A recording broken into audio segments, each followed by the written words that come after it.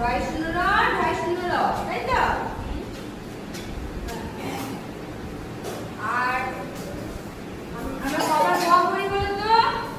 দুবার। এটা কি বলো তো? গ। গ। আর যদি পুটলি দিয়ে দিই কি হবে? র। র। এটা কি বলো? খ। খ। আর এটা একটা উল্টো দিকে লিখলে কি হবে? গ। ঘ। খ। এটা খ।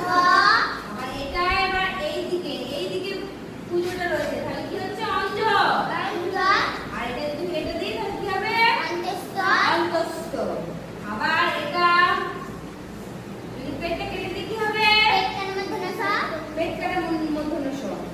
এগুলো হচ্ছে কি বলতো? সব কনফিউজিং, মানে এগুলো আমাদের মাথাগুলো ঘেঁটে দেয়, তার জন্য তোমরা বারবার এগুলো ভুল করো, কিন্তু এগুলো আমাদের দেখতে হবে। এটা কি?